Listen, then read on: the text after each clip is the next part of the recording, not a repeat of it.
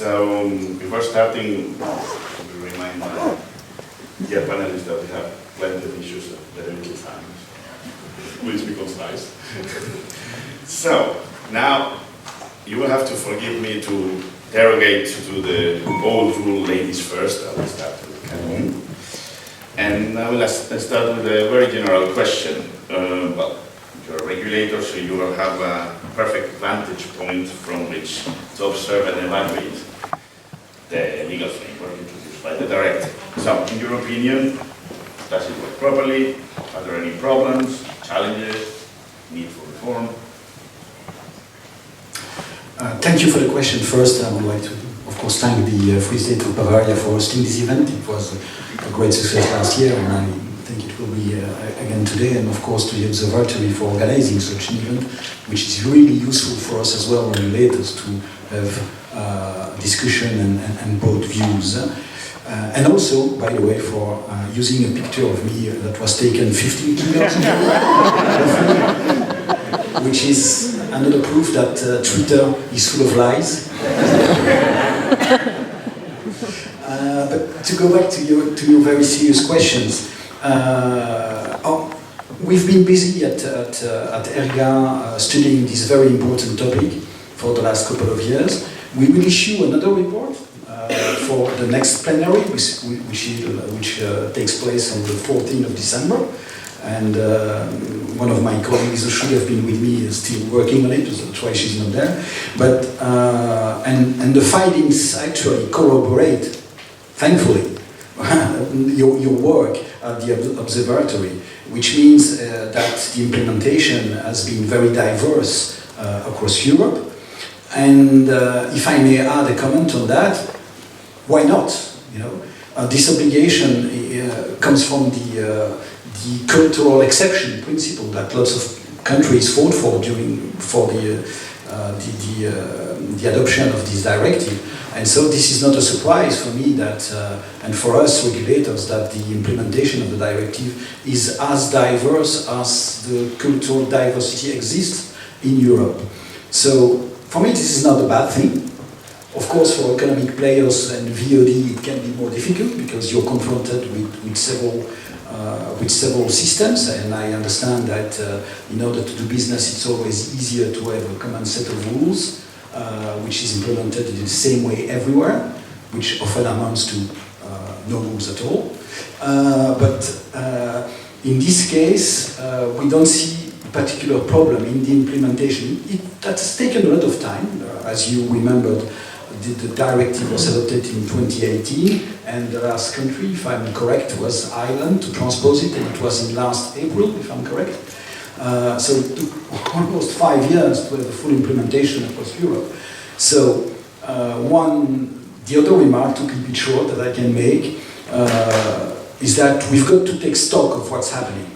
It's very difficult to have, and I thank you for the job that you've started to do with this AVMS digest, is taking the time to have a clear view of what's happening, how the markets respond, how the producers are using, how the countries are using the money, how the market evolves. If the political goals are met on the terrain by the economic community, by the creative community, in order to have our film industry to thrive. And I think that takes time, because as you know, a project is not on the screen from one day to another. Sometimes it takes several years, so we've got to take the time to assess whether the goal is obtained, is attained, and that needs a little bit of time. And I think that I will go back to that remark afterwards, but I think that we need now, if not a pause, at least, because there have been several initiatives taken by the European Commission, which has been very active in the audiovisual sector. And I think that we've got to assess really precisely if the goal are attained, and I don't see or expect any change in the near future. That doesn't prevent us from discussing and addressing some problem and taking stock of them. But I think that we have got to now to really let the market and the creative community, the audiovisual community, to take stock and see how it goes in the next couple of years. As far as implementation is concerned, we have not at all ever seen many problems. We have not at ERGA discussed at all. After the lobbying period in each country, things have settled more or less, and I think that there is no significant problems in the application of the legislation. Okay, we're going to get back in a minute to the issue of the diversity of systems. But now I would like to talk about another distinction. As Eric explained in his presentation, the directive makes a distinction between linear and non-linear services, that is, traditional broadcasting and on-demand services.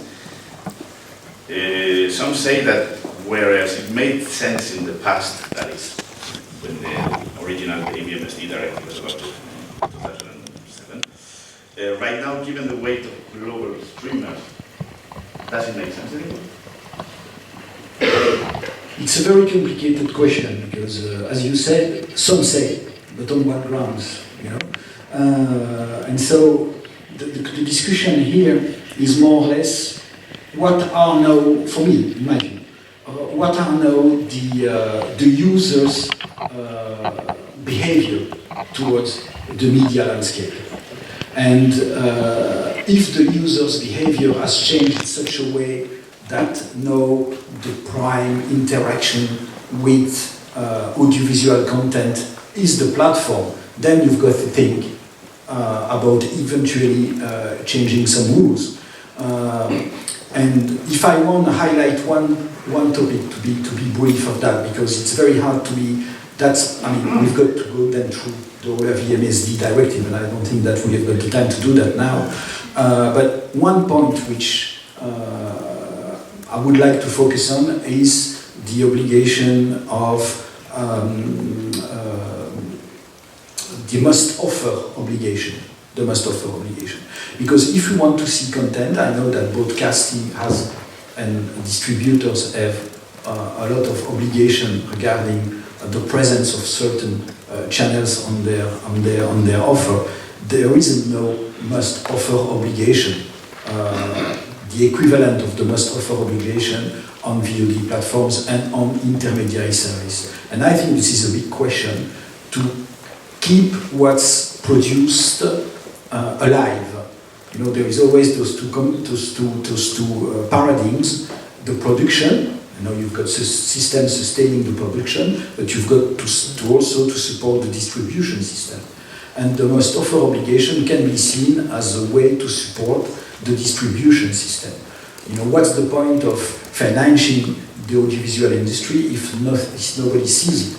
There are of course the obligation of Article 30, but we might have a broader discussion on the must-offer obligation, and on devices as well, because it always depends on how the final user will access the audiovisual content. And I think that's one thing that we can discuss in the future. But there are, of course, many other things. But that's one point that I wanted to mention. That's the point indeed. Staying with you and your job as a regulator, but you have a great deal of experience in monitoring quota obligations for broadcasters. But the new rules include quotas for on-demand services, which are a different animal. Catalogs of big, especially big SVOD services, can be huge and ever evolving, which may complicate this monitoring task. What are your views on this? My experience, and when I talk to colleagues, this task has not been that difficult actually, because there is a lot of compliance. I think that, as I said, after all the lobbying was done, said and done, I think that most of the players are keen to do their job and to implement the directive. So from what I see, and there might be other views in the public from others, there hasn't been that many problems regarding the implementation of those obligations.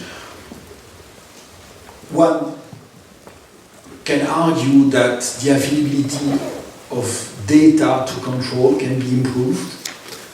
There is a lot of data available at the observatory, by the way, but I think that when discussing with some operators, they are also looking for more prices, let's say a repository for independent producers.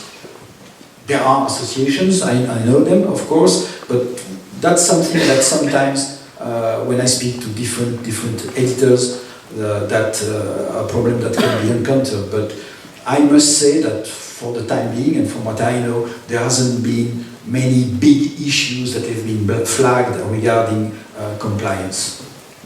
Okay, thanks for those answers, Karim. Talking about obligations, as Eric explained, the AVMSD doesn't harmonize the obligations to contribute financially to the promotion of European works. So Article 13.2 only recognizes that member states can apply financial obligations if existing for domestic services, also to targeted services. And since we are talking about financial obligations, both Ivana and Svitlana have done some very interesting research on this topic. I will start with Ivana. Ivana, according to your research, investment obligations are tailored to markets and policy traditions, which comes back to what Karim said already. We have already seen in the presentation of Eric, indeed, a great diversity of models. And from what I know, you are currently researching on financial obligations in markets outside of the Big Five, especially Poland, Croatia, Flanders, and Portugal. So, could you explain with examples these different traditions you mentioned? Yes. Member states' choice to opt for more or less ambitious investment obligations, I would say, depends on several factors such as policy traditions, established industry norms, and also macroeconomic conditions. And understanding these factors is also important because they can explain why the impact of global streaming services is not the same in every member state. And naturally we can also see that this leads to different policy responses. Take France for example.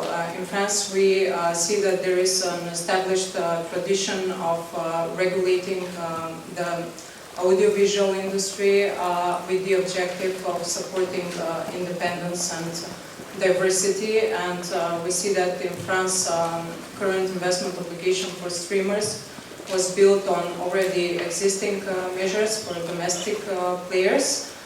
And we see also that the investment obligation is linked to the length of the release windows. In Poland, same as in Germany, there is a tradition of collecting levies from the industry, so it makes sense that the investment obligation is in a form of levy.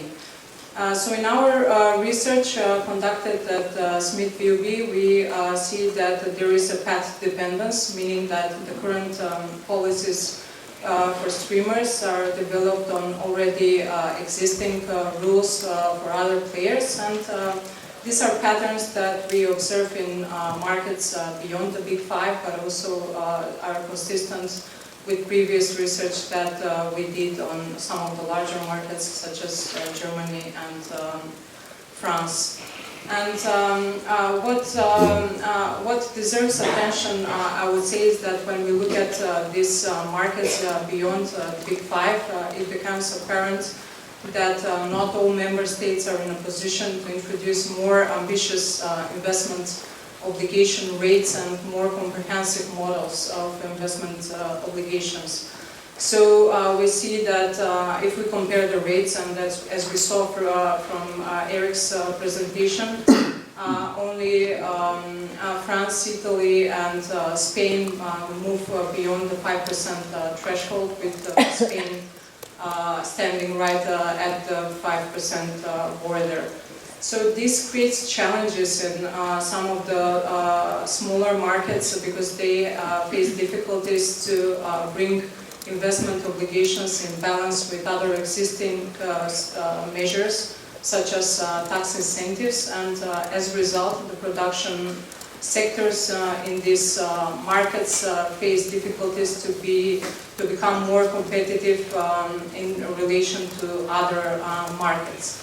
And one of the key questions that is important to consider also is how to ensure that that investment obligations provide that the relationships between streamers and production companies are fair, and that the production companies would be in a position to keep their own rights. And I think that this is a question that also deserves to have attention in any future discussion on evaluation and possible revision of the AVMSD by the end of 2026. You are talking of diversity of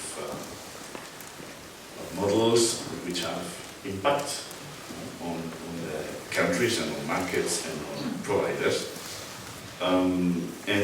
As Eric explained, there are two ways of enforcing financial obligations. And one of them is what he called indirect, which is by introducing levies. That is giving money to a fund. So member states support production and distribution with public funding, with tax incentives. These are both state aid, and so these support schemes have to comply with EU state aid rules. And that means that the aid must be directed towards a cultural product, and that member states ensure that the content of the aided production is cultural according to verifiable national criteria. Ivana, you made a study in 2020 about the so-called Netflix taxes, in which you wrote that the regulatory shifts show that policymakers try to redefine policy goals by putting emphasis on economic objectives, leaving cultural protectionist standpoints in the background. And in your 22 study, you proposed that investment obligations should not be used as an excuse to significantly reduce public support. My question to you is this really happening? And of course, please provide examples. I think that the screen agents, the screen sectors today operate in a complex policy environment, and this complex policy environment reflects not only tension, not only cultural, economic tension, but I would say it's more difficult for screen policies to find a balance between national and transnational. So based on our research conducted in several European markets, we can see that support frameworks are moving towards what we call transnational and supporting mainstream projects, which creates challenges for some markets in terms of providing production support on cultural basis.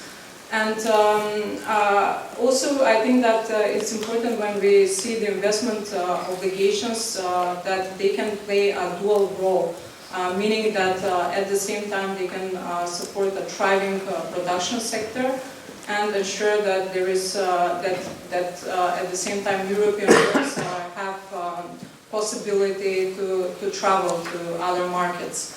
And these are some important questions that we also, my colleagues and I, tackle in our annual report on investment obligations published by SMIT-VUB, our research group.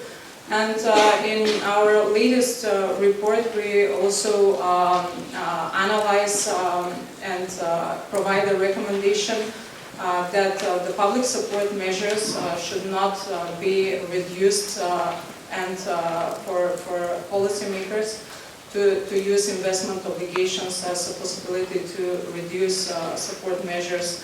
The reason why we did this recommendation is because we see that currently public support measures in many markets are returned to pre-pandemic levels.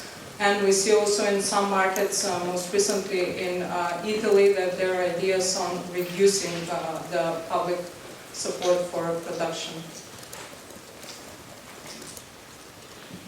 Very much.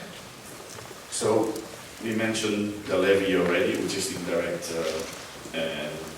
obligation. The direct obligation, as Eric explained, is to buy right or to produce yourself.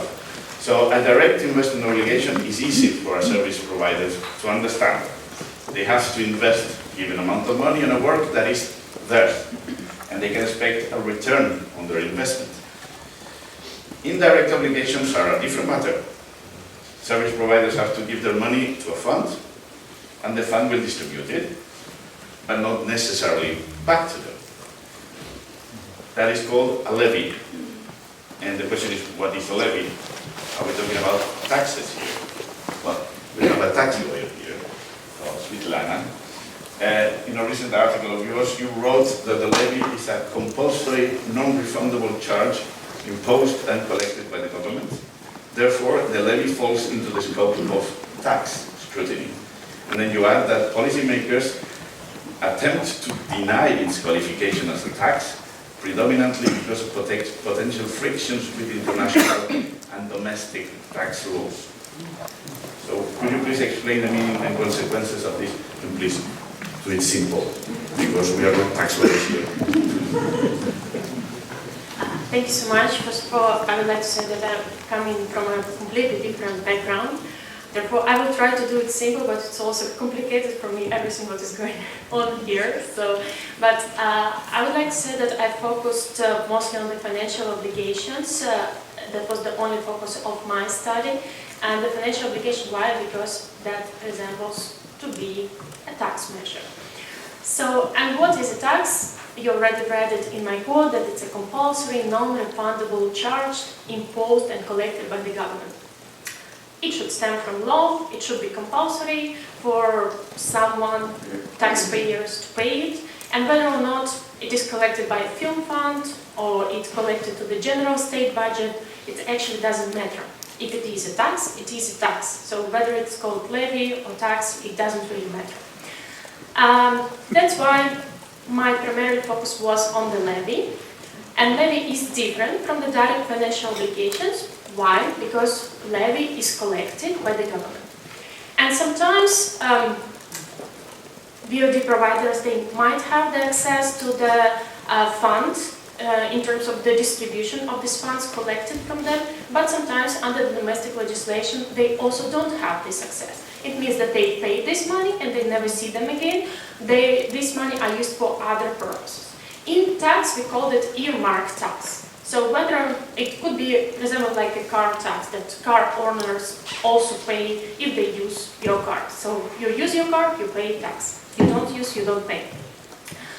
And direct investment obligations, they are not taxes because VOD providers, they can decide themselves where to invest, how to invest. Potentially they can assess what would be the return on this investment, and they could expect a return on this investment, even though it should be a defined investment, so it should meet some criteria. It's still an investment. It's not a tax. Okay, so now we can agree that the levy, even if we call it a levy, it is a tax. What could be the potential consequences and why probably it became interesting only now? Before 2018, only a few countries applied film levy in cross-border context. So it was Germany right from 2014, and it was France just before the revision of the AVMSD in 2017. So after 2018, the levy could, under the directive, it is a possibility also by a targeted member state to charge a levy on foreign providers. So what has changed from the international tax viewpoint?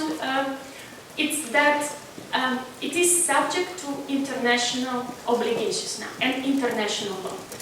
It means that it's subject to international tax law, it's subject to international EU law, and also international EU tax law. What does it mean? We have, for example, tax treaties. It's one of the main instruments in international taxation that basically is an agreement between two countries. What are their tax relations? What's the purpose of a tax treaty is to avoid double taxation. And under those tax treaties, it's not allowed to tax foreign entities in the country where they supply their service or sell their goods, if they do not have a permanent establishment in that country. And what permanent establishment is for example, an office. Let's say we have a company that is registered in the Netherlands. If it sells its goods to Germany, and they do not have any presence in Germany, tax on the income from this from selling goods is not allowed. Just simply not allowed. That's what they agreed to. So potentially, if film levy is charged on the income of foreign providers, it could come against international tax treaties.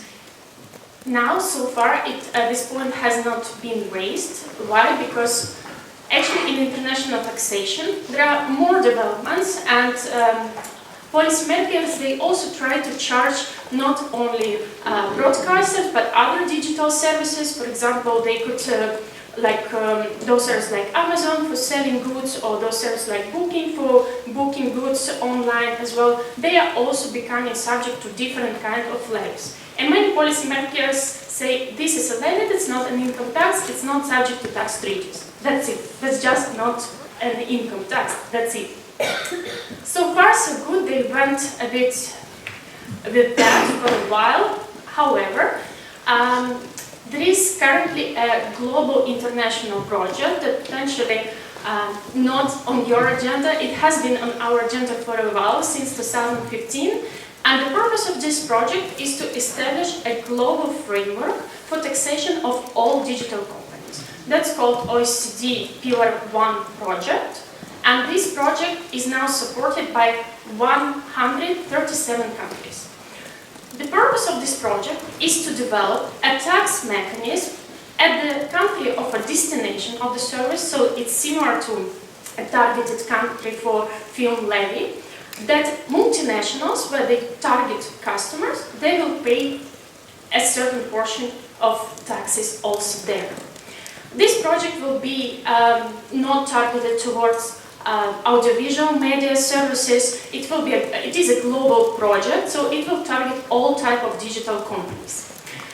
So far, it has not been agreed at the OECD level. It has been going very long time. Why? Because 137 countries have to agree to that, and that's very difficult. You can imagine that. You see many differences how the levy is implemented. It is a global proposal that should be one set of rules for all 137 countries. But it might be implemented quite soon, because there is in the last stages of its development, and in general we expect it to be implemented next year. And what does this proposal say? That if countries implement it and agree to that, finally, then all unilateral measures, and unilateral measures refers to domestic taxes on foreign providers, foreign digital services, have to be abolished. All of them. And the question is whether the film levy is covered by this agreement or not. And it's not me raising this question. This question was raised already by many government representatives. You can find articles about from Denmark, also from Poland. The former head of tax policy at the OECD also commented on that. He said that they do not know whether it is in the scope of this agreement or not.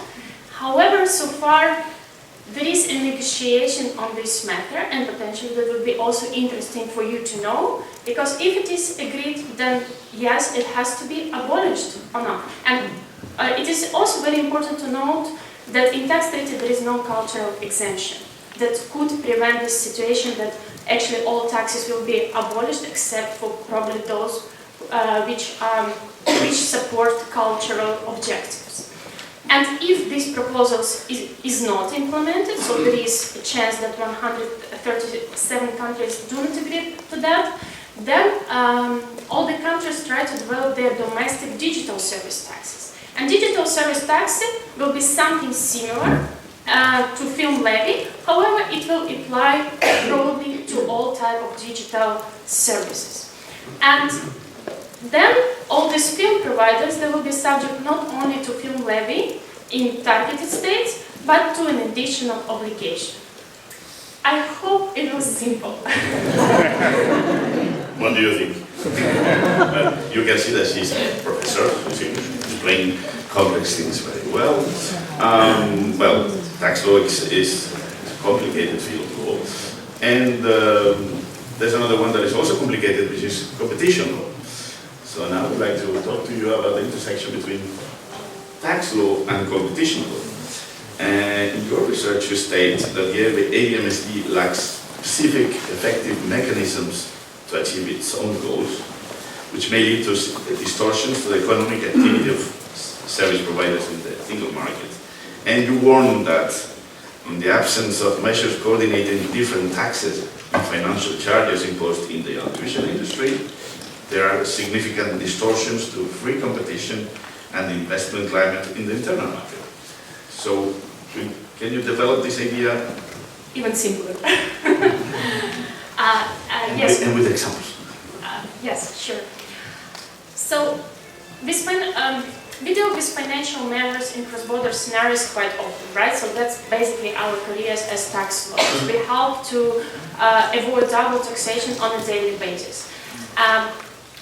When the levy was developed, this experience and long-standing experience of implementing a cross-border financial charge is still not there, and that's why in my study I just suggested a few instruments that could potentially be taken from the international tax law to improve the mechanism how the levy is charged. And why I argue that it could potentially distort free competition, because without this potential mechanism, companies may be subject to double taxation, or double imposition of the levy in 2 member states, or potentially they could be not even profitable, but still obliged to pay this film levy. And why do I say this? Usually the film levy is charged on revenues. What does it mean? Revenues doesn't take into account any of your expenses, it doesn't take into account whether you have a loss situation or not. Very good that many video-on-demand services are profitable, but those are the biggest ones, and sometimes smaller companies might be actually not that profitable. And I've seen only the legislation of one country, which is Italy, that provides that if over 2 consecutive years a VOD service that is subject to tax has a loss, then it doesn't have to pay the levy in the country for these 2 consecutive years. After that, it has to pay the levy again.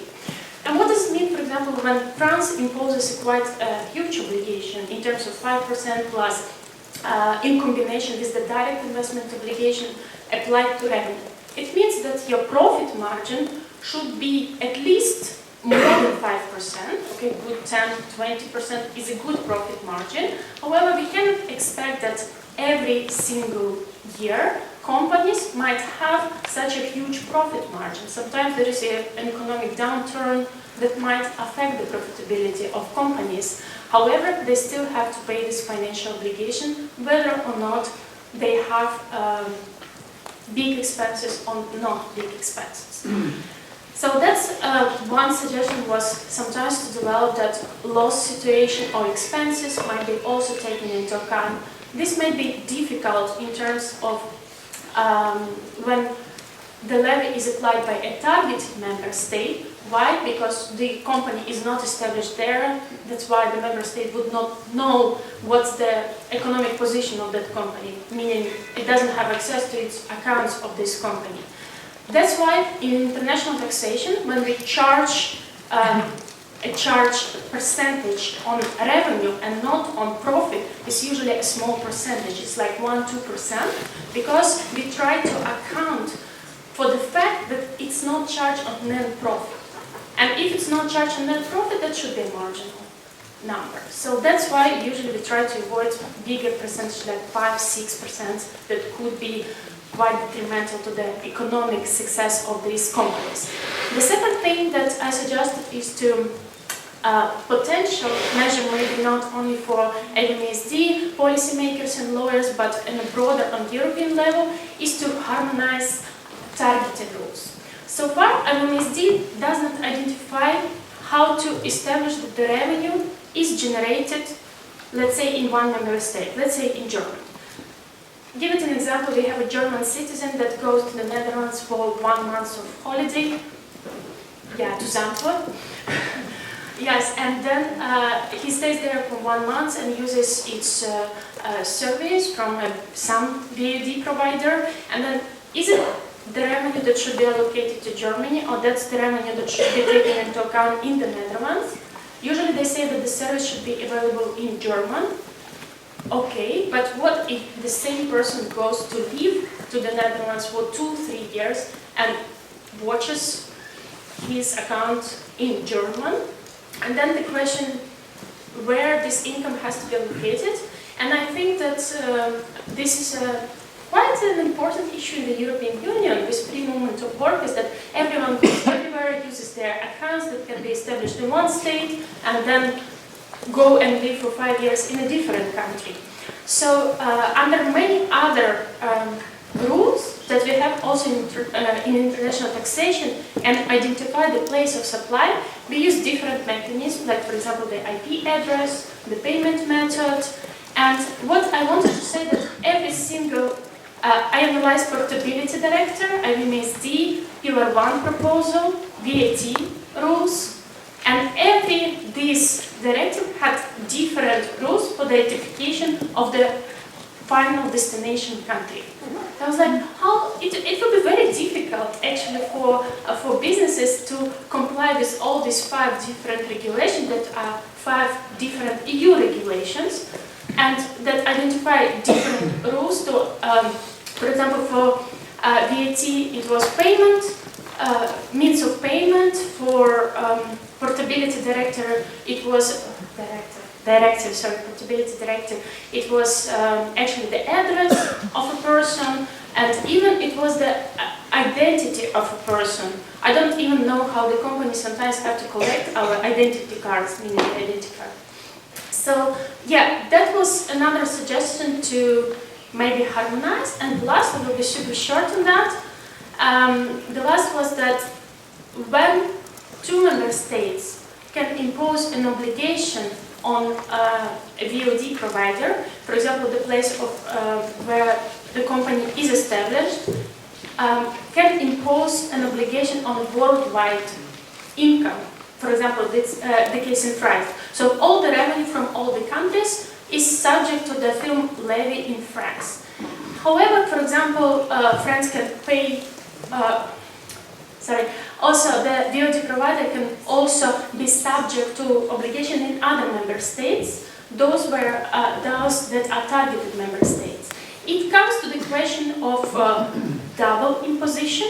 So both countries can, in principle, levy the film tax, the Netflix tax on the same income.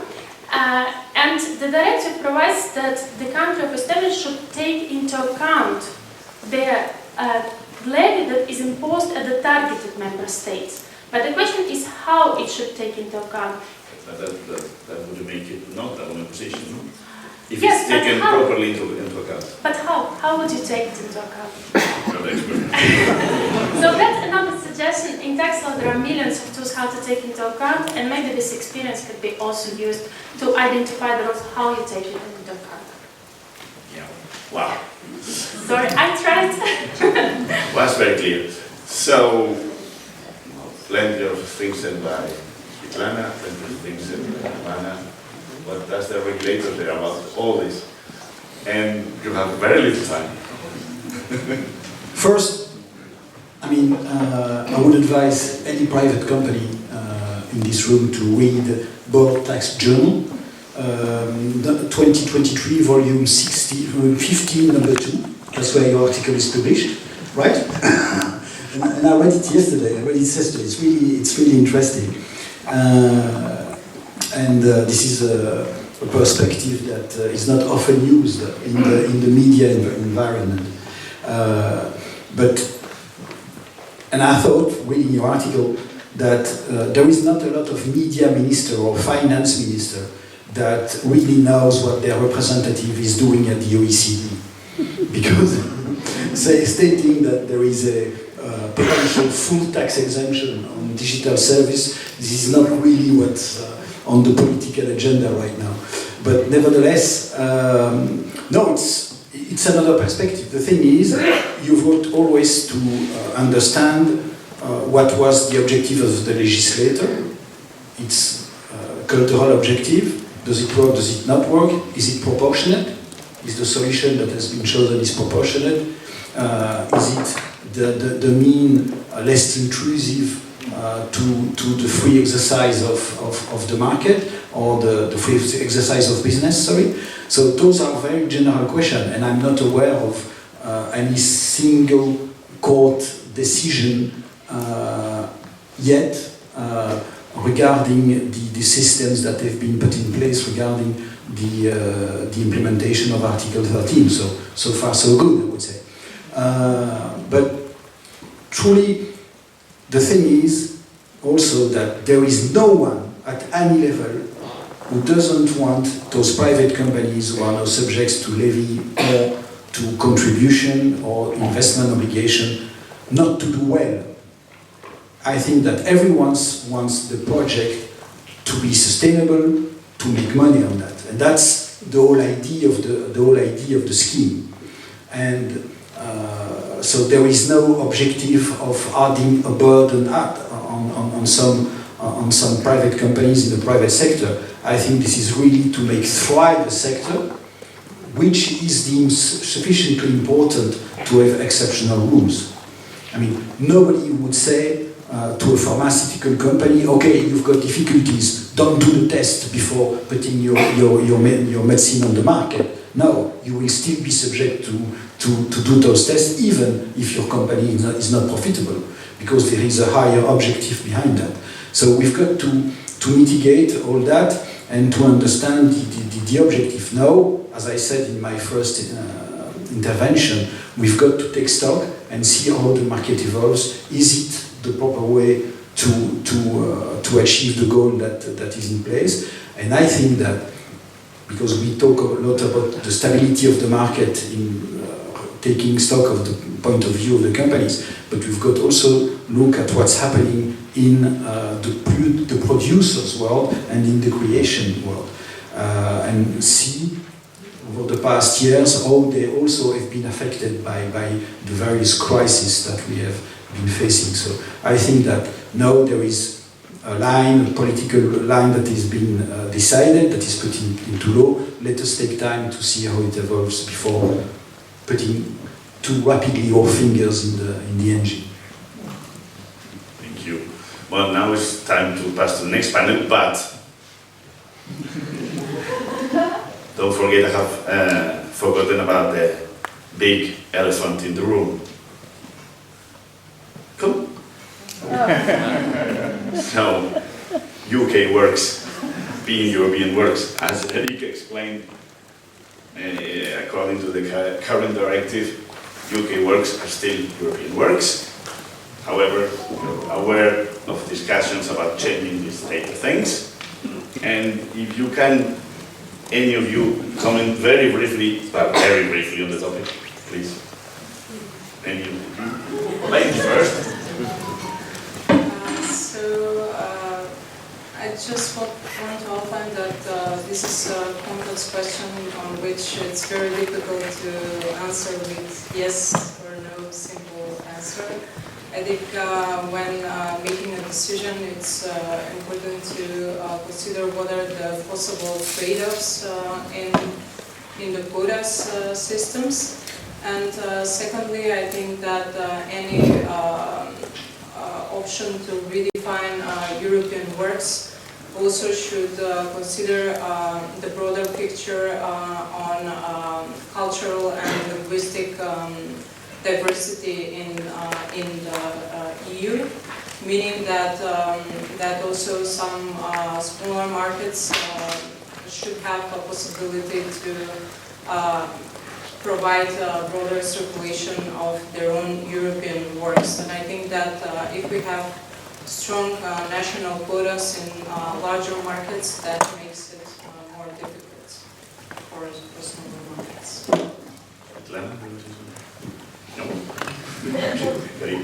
I'm really happy to share my view in private.